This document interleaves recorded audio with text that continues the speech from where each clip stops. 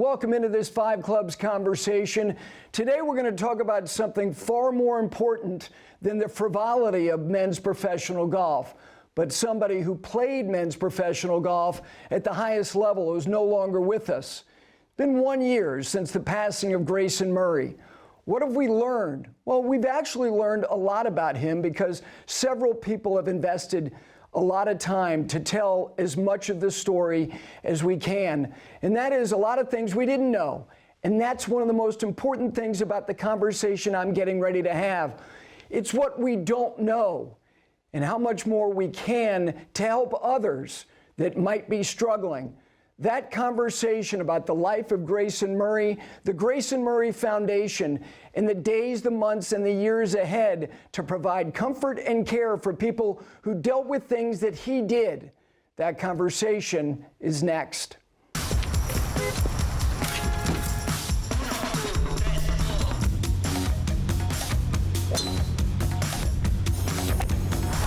When your hands are consistent, your game can go anywhere.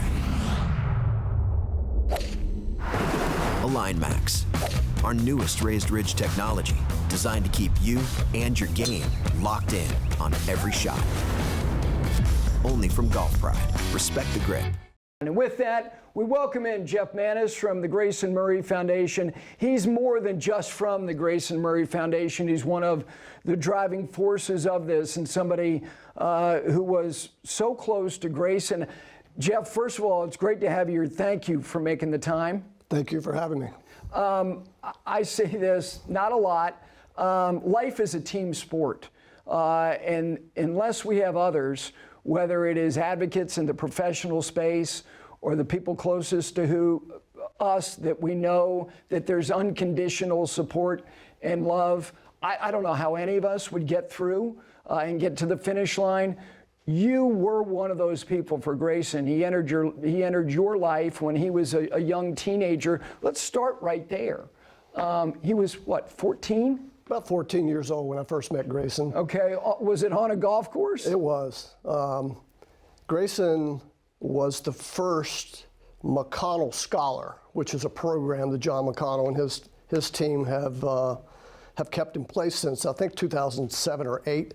Grayson was the first McConnell Scholar. He stepped onto the range at Raleigh Country Club and joined my son, who's just a little bit younger, my son Will, and all those boys just started playing golf together. And so that's what drew me in to meet Grayson. I bought he and my son, hundreds of chicken quesadillas in the restaurant at Raleigh Country Club, and then over time, he and I just developed a very natural kinship that continued to develop over time. He was a very important part of our family, and I continue to be an important part to his family. His father, Eric, Terry, his mother, Erica, and Cameron are all very close to me, and we're all a part of this foundation that we're looking to drive forward. The foundation is one of the things we're going to talk about extensively because awareness is really important. Support is vitally important. As we sit here, and it's a year's time since his passing, in a year, depending on what day it is, it may feel like it's been 5. It may feel like it's been, like 5 months. In terms of maybe what you've learned about yourself, what have you learned about life, about yourself, about the importance of relationships and loving and caring for people? And as much as we can't take for granted and feel and know how precious it all is at every moment, just give me an overall thought about the introspection that you've gained and had over the last year. Boy, that's a really important question to ask. Maybe difficult to answer, to be honest. When I think back on the relationship that I had with Grayson and my family had, he had some behavioral issues as, an adolescent. He was a hot-headed golfer. He would withdraw. And, there were a lot of chirps and, comments from the people around, about Grayson. And when I heard that, it actually made me closer to him. You could tell he needed that platform. He needed support structure around him. He had a great family. But any athlete needs that support structure. Grayson needed it even more. And so, you know, I had a few people ask me, why do you continue to pay attention to this kid? And I'll never forget that. And I said, do you expect me to turn my back on him? And I never did. And even to this day, I won't turn my back on Grayson. Jeff, the things you're talking about, the adolescent years, you know, you met him at 14. I met him when he was 16 years old, and I remember exactly where it was. He was playing in the Junior Invitational at Sage Valley, and I was there covering the event. And he had come off the 10th green. He was walking up to the 11th tee, and he made a comment to me without even saying, "Hey, Gary, I'm Grayson." He said, "How do I look?" "I think I dress better than you." He liked that. Yes, of course. He loved the banter. Yes, and you know, look, I knew people, other people in his life, other advocates in his life, so I had an awareness of him. And it's kind of what you do in golf. It's like if you play in a pro-am with somebody, that person is now on your list. And so because of connectivity to others, and also the fact that he was from the state of North Carolina, I had him on my radar from that moment forward. And so, you know, the college experience of which included a circuitous route from one to the other, and people can draw whatever conclusions they want from that. Was he somebody who, as he was going through times of turbulence, did he always seem to be somebody who acknowledged? He did. There was an acknowledgement there of air. It's interesting you bring up the college experience. You know, Yeah. he did bounce around a few colleges, and that's really when our relationship flourished. I remember getting a call from Grayson when he was at Wake Forest. He was a freshman, and he called me. And I remember telling my wife, "Grayson called me today." She's like, "Wow, why?" And he said to me, he said, "Mr. Maness, I'm not sure I want to stay here." And I was like, "Grayson, is your golf okay? I mean, how's it?" "No, my golf's great. I just don't feel like I fit in." And so, you know, that the antenna was up at that point. You know, we knew, and you know, I was in communication with his dad. You know, we were starting to, you know, build a team around Grayson, if you will. Unknowingly, we were just doing it naturally.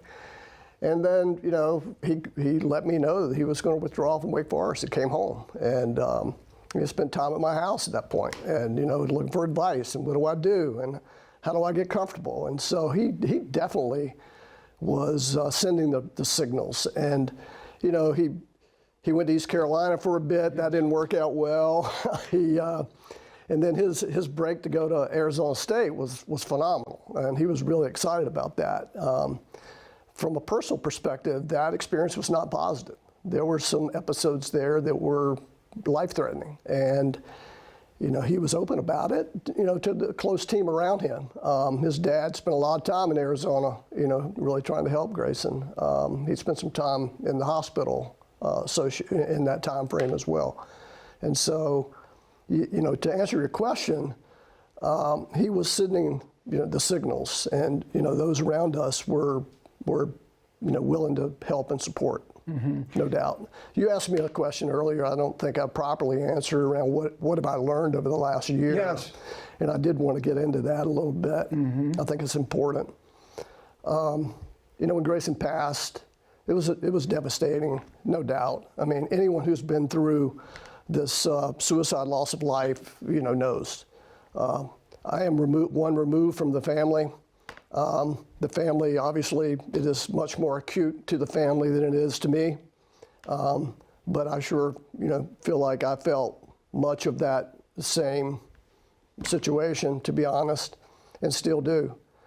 I've learned about the 5 stages of grief and grieving, which I really, you know, had never gotten into deeply before. And there is a quick story, another close player to me is Akshay Bhatia, who also from Raleigh. Yeah. He and Grayson were, you know, had become very close. Well, in the moment, just to interject, Yeah. when he won in Hawaii and the two of them Oh, the together, embraces. it's one of the neat images for sure. Grayson, I think I have it on a text, or he told me, over the phone, Akshay's asking me for advice. I've never seen him so proud, and Akshay and he, had really developed a nice relationship. And Akshay had a mental coach, Dr. Ryan Davis, who I had met along the way. And I called Akshay and said, hey, can you connect me with Dr. Davis? I'd like to just chat with him a little bit about, dealing with suicide and grieving and, really just how this whole thing works. I wasn't asking the doctor to, give me medical advice, but just as a friend. And so he started talking to me about the stages of grief and, really to be able to reflect on my own feelings and situations. He said, it's like a roulette wheel. The 5 stages are on that wheel. And one day you wake up and you're in denial. The next day, you're in an anger state. You're really mad at Grayson for doing what he did. The next day, you're really sad. And it's not a linear path. It's a rotating, convoluted path through those 5 stages of grief to hopefully get to an acceptance point where you can at least cope with that trauma. Mm-hmm. That was very enlightening to me. It was really good advice. It's helped me also be aware of others around Grayson and what they're going through, to keep an eye on them, particularly family. Mom and Dad, we keep a sharp eye on Mom and Dad. They're wonderful people. He also said to me, have you heard of PTSD? Post-traumatic stress disorder. I said, obviously I have. And he goes, anytime there's a trauma of this nature, you need to be aware of those around, if they have a negative impact from this traumatic, situation. Mm-hmm. He said, have you ever heard of post-traumatic growth? I said, I don't think so. He said, well, that's the other side of the curve. That's where when your body creates this energy from the trauma, it can be negative, PTSD, where there's harm done, or it can be positive for growth. It can be you improve your health, whatever the trauma might be. He talked about Mothers Against Drunk Driving as an example. He gave me a couple of other examples. He said, Jeff, you're a perfect candidate for post-traumatic growth here.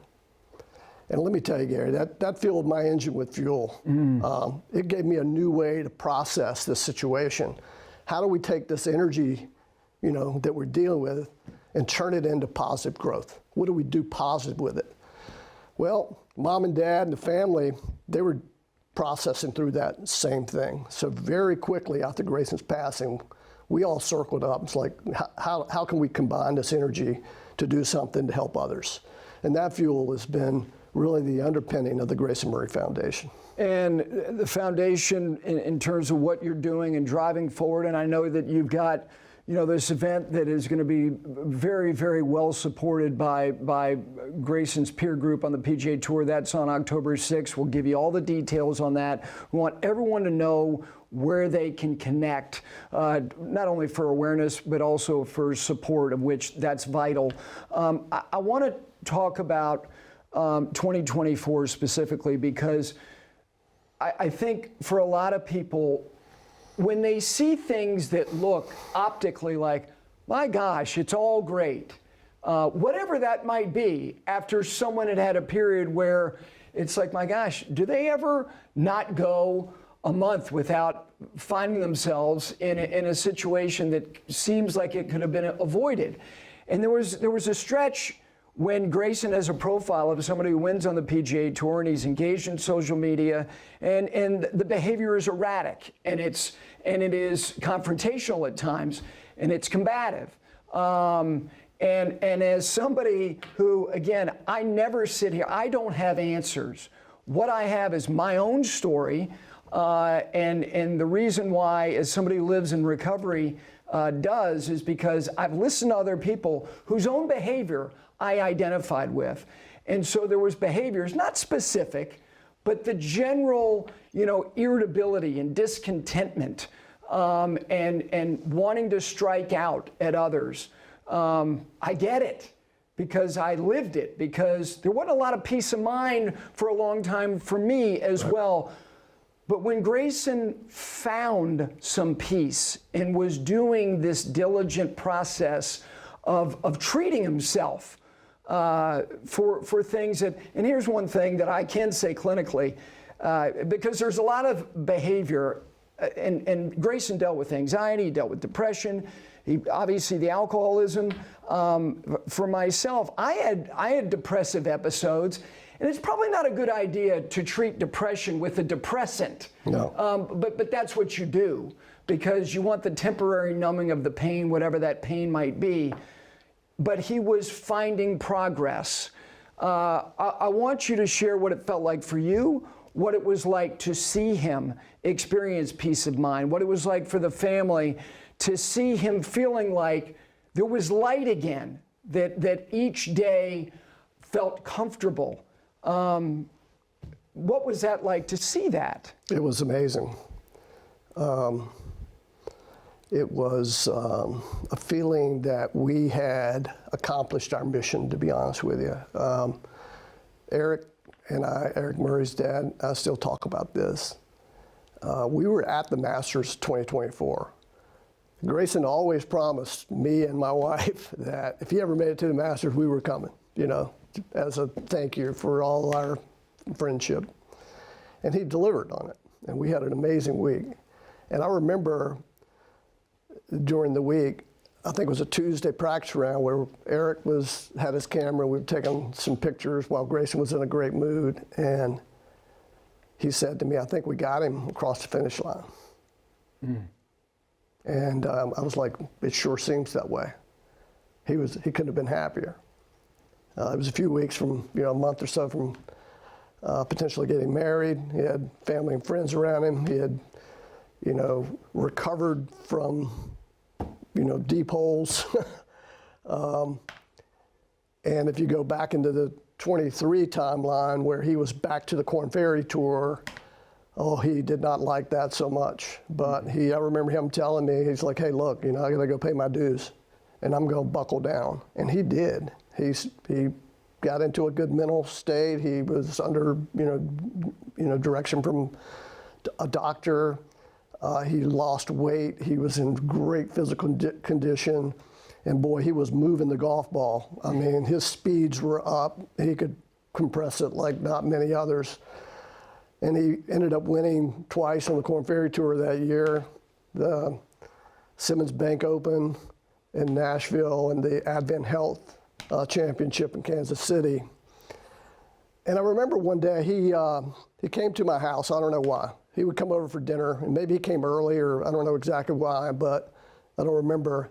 But he walked into the house, and this is a point of his generosity, the kind of person he was. He walked in with this letter and put it on the table, said, I don't want this. You can have it. I was like, well, what is it? So I get up and go over and look at it, and it's a letter from Jay Monahan that said, you've earned the right to come back to the PGA Tour from these wins, and congratulating him on it. And, for the 2024 season, you've earned your card back. I'm like, Grayson, holy cow, wow.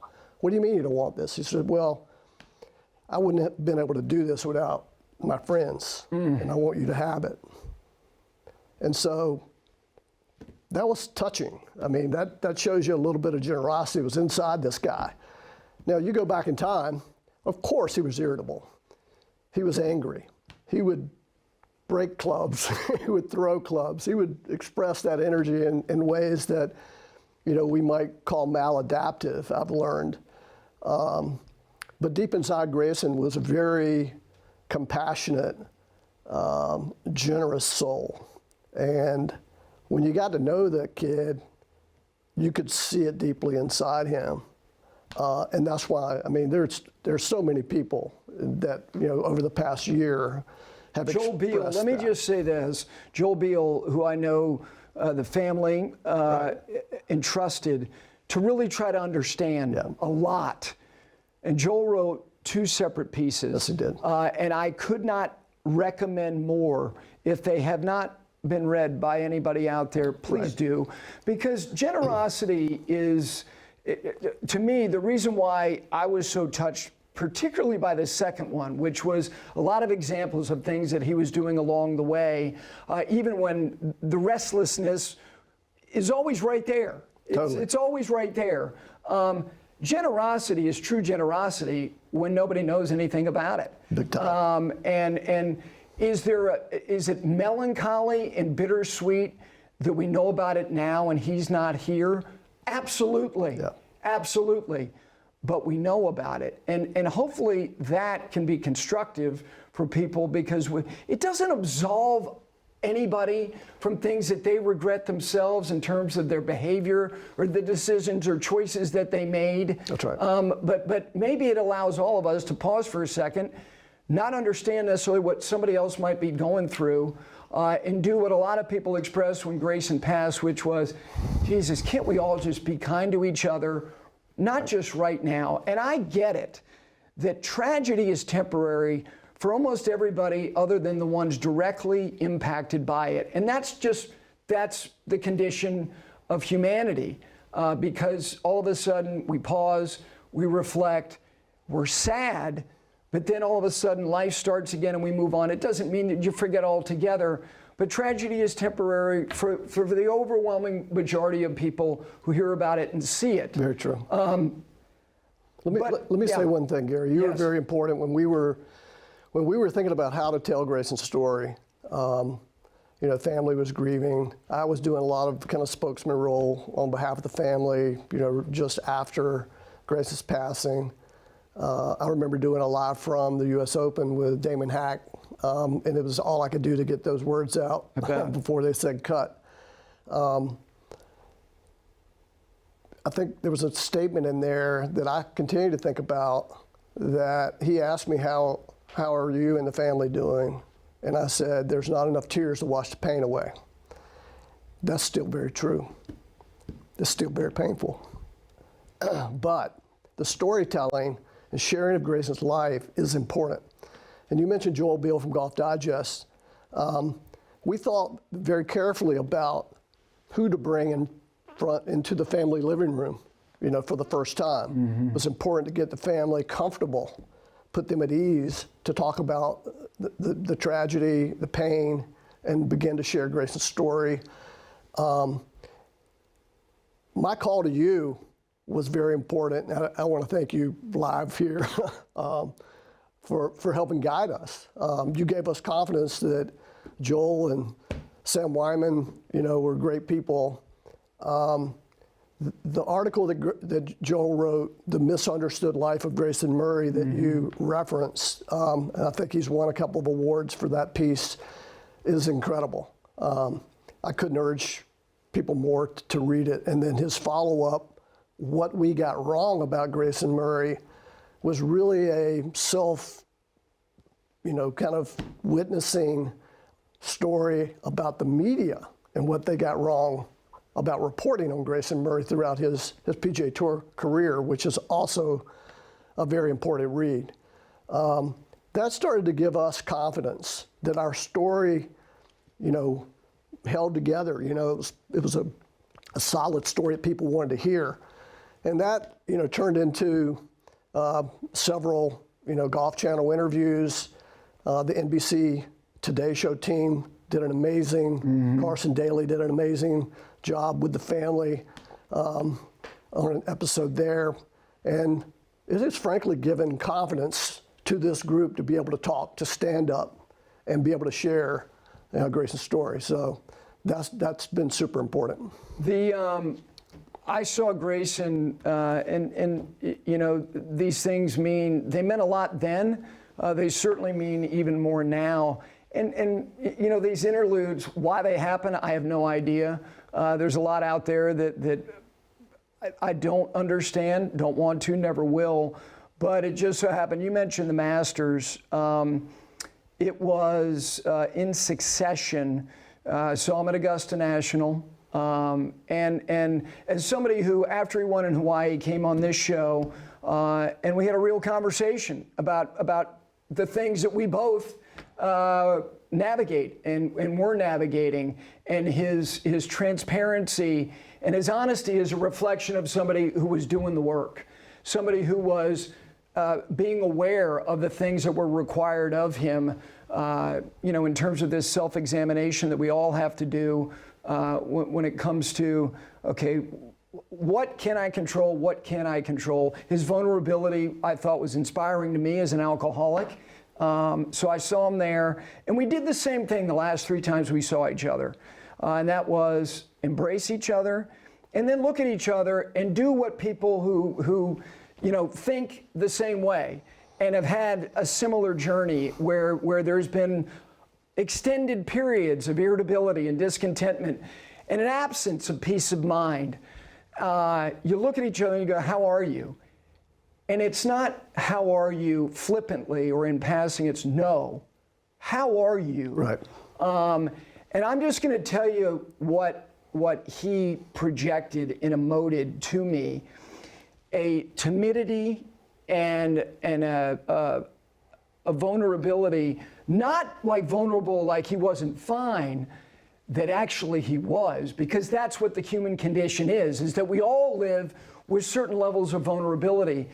And then for a lot of us that succumb to certain things and have to deal with anxiety and depression, and we treat it with things that numb us up, and that makes us, not vulnerable. We're not being real. We're less than who we genuinely are. So it's not a binary situation, by the way. No, it isn't. So there, and then here in Charlotte, North Carolina, and he had his mom with him. And then the last time that we embraced was on the Tuesday of the PGA at Valhalla. And it's the same thing. Right. It's pull you in close, and you and me, whenever I'm here. And so the reason I share that, and the reason why it's important for people to understand that the work was being done and all the things he was experiencing, but it doesn't mean that he or anybody else has crossed some line. Right. It's not, I got it. Right. It's just for today. That's true. Because all those things, they live there.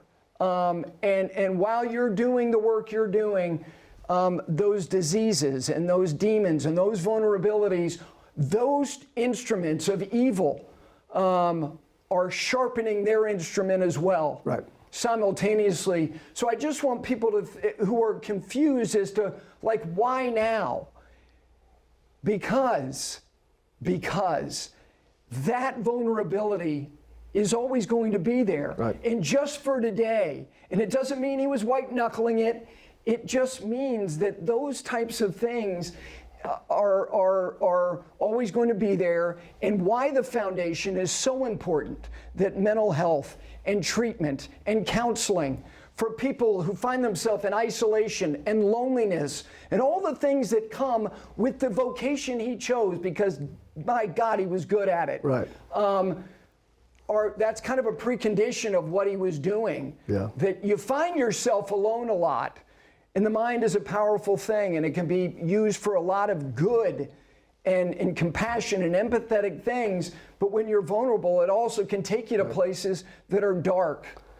Yeah, anxiety and depression can lie dormant, no doubt. And in Grayson's case, that was certainly the case. His best year of life was, at 23 into 24. We all think. Which I take immense comfort in. Oh my gosh, he was so happy, and it was a great time for him, and those around him. I mean, those that had been through. I mean, it was not easy being Grayson's friend.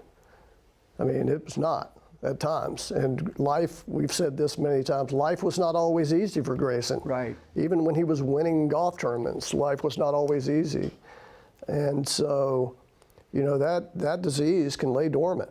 And in his case, it did. I have a daughter who's a medical student, and when Grayson passed, she said to me, sometimes the disease wins. And I didn't want to accept that, because we had tried so hard. And that's what we have to continue to gather our energy and fight, right? I I think we can address the underlying medical condition, and we hope to, over time, if we have the resources to help influence better diagnosis and treatment of these mental health issues, particularly anxiety and depression. Anxiety is the fear of the future, and depression is sadness of the past, right? And they work like this little, tandem. And early diagnosis is super important, particularly for young adolescents. You never know, right? You just never know what's going on in someone's life. And that's why kindness, compassion, these words, resilience, hope, these are important words for humanity. We all can be kind to one another. That has become the motto of our foundation. When Grayson passed, we very quickly gathered the family and went to Florida, where his body was, and we began to work. And we put a press release out a couple of days the next day. And that be kind to one another, just, I don't know how it came out. I think Terry Murray somehow wrote it. And it's a Bible verse, but it's on Grayson's gravestone. It has become an important rallying point for us. We can always go back to that truth. And so, this foundation is about spreading kindness. This is part of our mission, is to sit here and talk with Gary Williams about Grayson's life, so we can share, that people need to have empathy and compassion. That doesn't let people off the hook for bad behavior. No. But it does mean, be caring.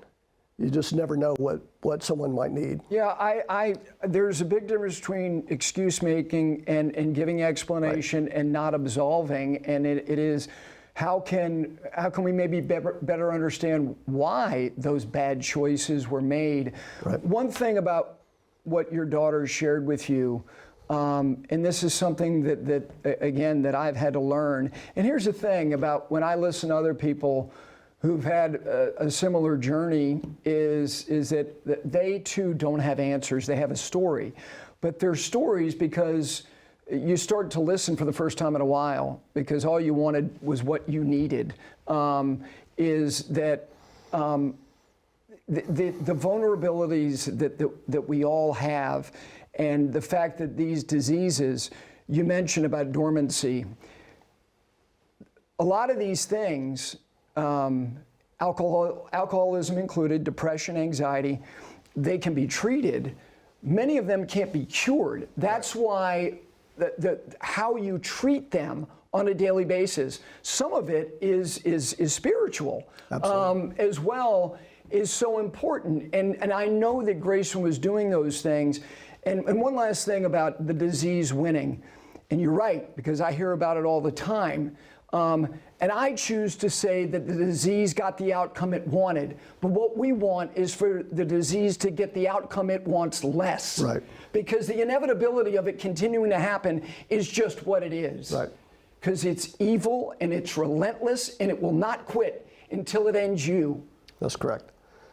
So, so with that being said, the foundation, and to see, as you pointed out, not only Joel's articles and also the family going to the Sony Open, and what Carson Daly did, and I saw Carson at the Players and had a nice conversation with him and appreciated it so much.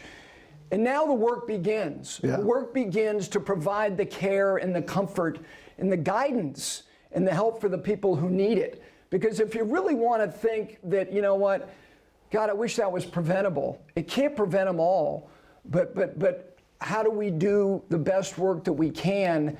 And that's the act of kindness. That's right. By investing in how we can. So how do we make other lives beautiful? Exactly. I've got a text string with Grayson since he was about 14 or 15 years old that I've saved. I haven't really gone through it all. I haven't said this publicly until now, but I used to end a text with him when he was down or he was having a bad day, that there's a beautiful life ahead. And he would he would say, okay, yeah, you're right, but I would always say that there's a beautiful life ahead, because he would complain about the cloudiness in his life. He would share that with me. And there's a beautiful life ahead for others. And, when Grayson had won, he talked about, when you're down, depend on other people. Let other people fight your fight for you. It's okay to depend on other people. And so his family, Eric and Terry, by founding this foundation, are really continuing Grayson's fight, and they really are. This term resilience, they are a perfect example of being resilient here through their pain, through this deep grieving that they are impossible to keep up with. The work ethic. And Erica Robinson, Grayson's sister, as well. So we're doing. We've been to work, and since January we've been really focused. We are announcing the Grayson Murray Classic, which will be a celebrity pro-am in Raleigh on October the 6th. Gary's going to be there, we hope. A number of the top players in the world have committed. We are now in the process of signing sponsorships from corporates and others that want to participate. Recently as well, Eric and Terry were presented a Lifesavers Award at the American Foundation for Suicide Prevention in New York City at the Lincoln Center. A big affair, a beautiful gala. Carson Daly actually committed some more of his personal time to actually make the award to the Murrays. And that's a testament to their resilience. That award is about their strength and courage to share Grayson's story publicly to help others. Mm-hmm. Let me tell you, having lived through this, it would be very easy to sweep this story under the rug and just go home and cry and not talk to people. It would be very easy. At times, that's what we want to do. It's not that easy, as you know, to tell this story. So we hope that gives others, some energy to see the Murray family be able to do what they're doing. The Advent Health Championship in Kansas City just finished over the weekend. Grayson won that event on the Korn Ferry Tour in 2023. Their team reached out and said they wanted to honor Grayson's legacy in some way. And they came up with an idea of an award in Grayson's name. We started to collaborate. The award is called the Grayson Murray Be Kind to One Another Legacy Award. Mm-hmm. It was just awarded this past Sunday at the championship to a player or caddy and also to a community member through nominations. We were really interested to see just what the turnout might be for these nominations. We were overwhelmed. We're very pleased to say that Josh Teeter, through many nominations, about his, willing to mentor young players on tour, spend time, his compassion, his time was, clearly the lead nominated player, and Eric and Terry Murray were there to present that award to Josh, and we're so proud that it was Josh Teeter. What a great guy, 22-year pro. And a guy who is earmarked to go back to the PGA Tour. He's having a great season. And then also a community award winner, Susie Gurley, has a podcast called, I think it's Just for Moms, Just a Mom. And it's a podcast to help mothers and parents who are dealing with children that have mental health issues. Mm-hmm. And she's had a major impact in the community. So Josh and Susie, first award winners, an amazing, story. I'd also like to say that we have been working with the Ben Hogan Foundation. This week, as we record this, was Grayson's last tournament last year at Colonial, the Charles Schwab Championship. And so on Tuesday of this week, we will announce a collaboration and partnership between the Grayson Murray Foundation and the Ben Hogan Foundation. Ben Hogan's father passed from suicide when Ben was about 9 years old. as we started to look at synergies between our two efforts, it became clear that we needed to do something together. They have a new program called a Resilience Scholarship Program that will benefit the children that survive parents of suicide. And we, the Grayson Murray Foundation, are making our first, we're very proud that it's the Ben Hogan Foundation, our first disbursement from our foundation to the Ben Hogan Foundation to fund a resilience program scholarship in Grayson's name, which is very important to us. Wow. We're also looking at next week the UNC Health Championship in Raleigh at the Raleigh Country Club, Grayson's home course. On the Corn Ferry Tour, we'll have an honorary tea time on Sunday. Once the last group goes off to honor Grayson, there'll be a couple of speeches given there. And the foundation will have a presence all week at that event. So we've got a lot of things going. The Grayson Murray Classic obviously is a lot of work. That will be our chief fundraiser. And we've got a mission to raise awareness and to make a measurable impact in mental health. And so there's a lot of work to do.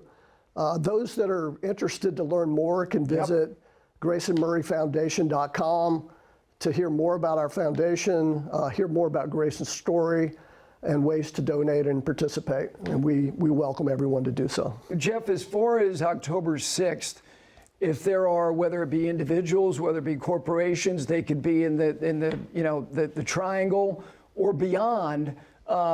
Is that the same thing? A connection and contacting you? Is it through the website? Yeah, we can go to the website info@GraysonMurray.com, Okay. Grayson Murray Foundation, or email me directly at jeff@GraysonMurrayFoundation.com. It's going to be a high demand event. Just our pre-sales have been, like the verbals have been absolutely, we're going to participate. We expect a number of the world's top golfers to be there.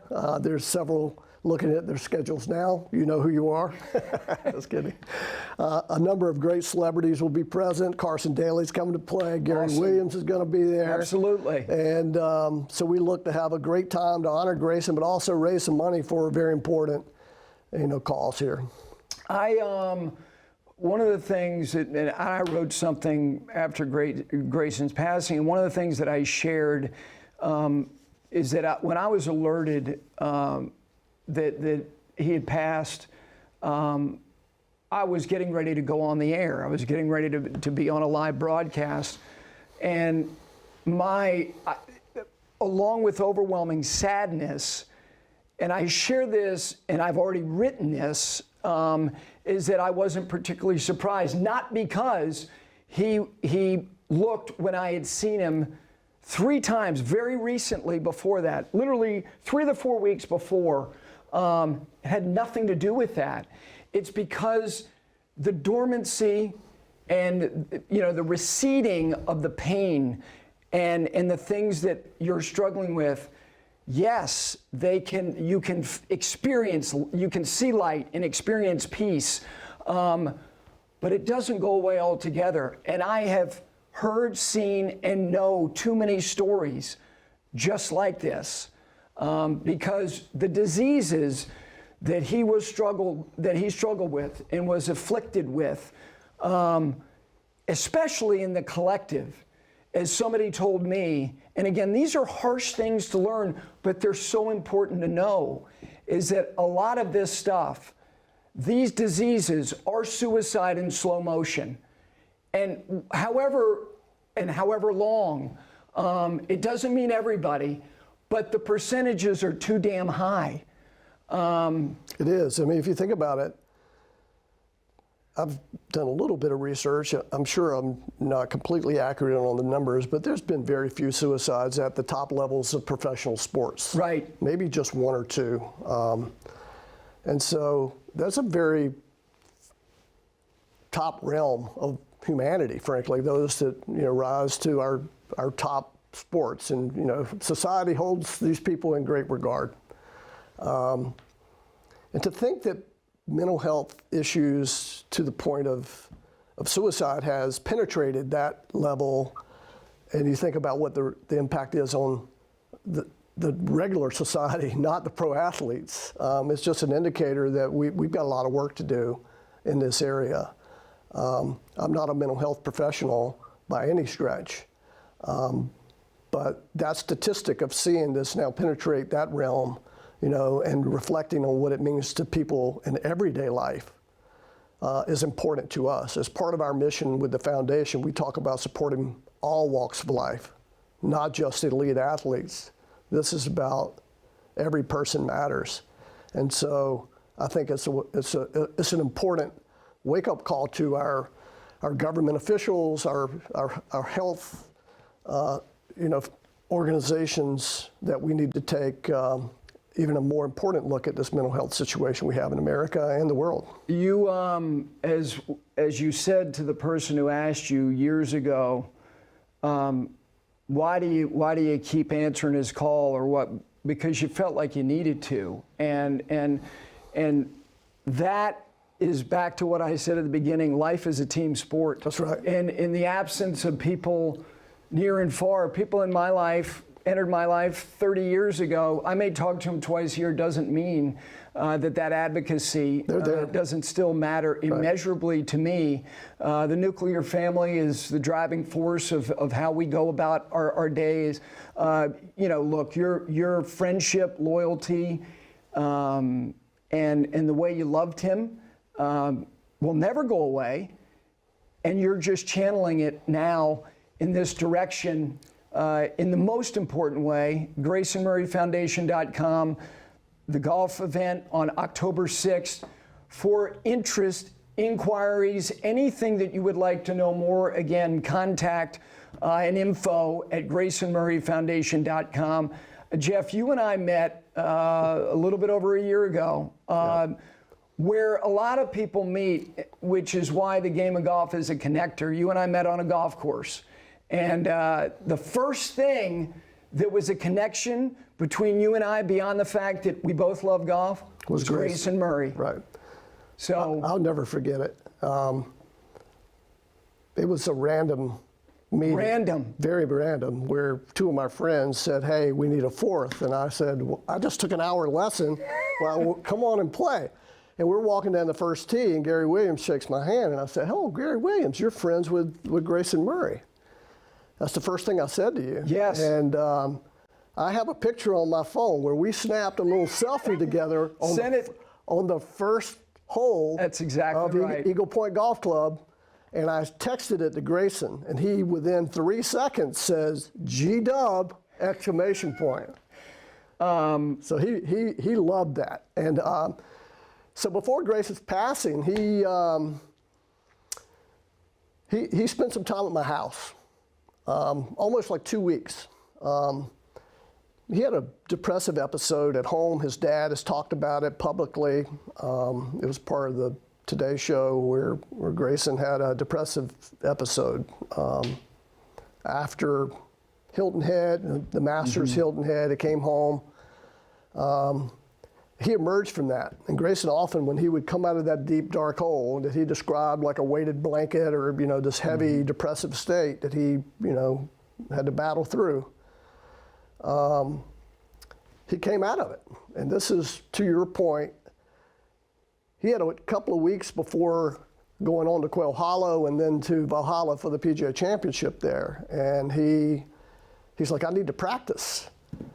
And he's like, I need my caddy to come. I was like, "Well, look, we're going to be out of town. Why don't you stay at our house in Raleigh? We got plenty of room there. Have Jay Green, your caddy, come and stay." So he did.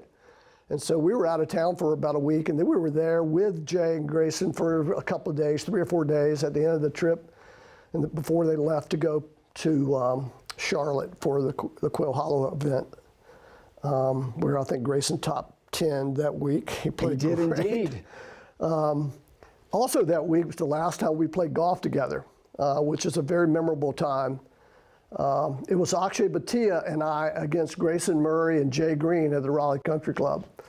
John McConnell came out. We have a really great picture with Akshay and Grayson with John at Raleigh Country Club that Eric Murray has framed, presented to John, that he loves. Akshay and I clipped Grayson and Jay that day by a stroke or two. Had a great time, but we came back and we were sitting in the living room chirping back and forth. And we were started talking about Grayson's depressive state that he had just gone through. He would talk about it. And like, Grayson, you need to raise your hand when you feel it coming on, man. Like, you're at a point now at 30 where when you know when it's coming, you know what it feels like, right? And he's like, yeah. I said, well, you need to let us know ahead of time so we can be there to help you. He said, okay, I will. He didn't this last time. We wanted him to when he passed. We all were tracking him that day when he withdrew. His parents, Kevin Canning, his agent, myself, Ted Kegel, his longtime coach from Carolina Country Club. We were all looking for Grayson. We were trying to reach him that night. The disease took over. And we're not going to let it end that way. We're going to continue to fight so that we can help others live beautiful lives. And so while Grayson wasn't able to raise his hand that last time when he went into that depressive state, it gives us energy, it gives us hope that we can, save someone else's life as he would have wanted us to do. I applaud you, the family. I'm so much looking forward to the days, the months, the years ahead to see the impact of all of the work with his name at the front of it, the Grayson Murray Foundation. Again, if you want to find out more, go to the website, GraysonMurrayFoundation.com. Jeff, thank you for coming. Thank you for sharing, most importantly. And thank you for being what you always were and will always be to him, which is a friend that was always going to be there and will always be there. And these stories that are going to be told in the years ahead will be aligned with him because of the empathy, the compassion, and the people. Back to what you said about just let's be kind. Let's be kind to one another. Let's be kind to one another. Right. October 6th will be a big date with the golf tournament. I'm excited to be there with a lot of other people who people know very, very well. It'll be the beginning of what will be an annual event of celebration, reflection, and a looking ahead to what more everybody can do, starting with you and everybody with the Murray family and the foundation. Thank you so much. Thank you for having me, Gary. All right, and thank you all for listening to this Five Clubs Conversation.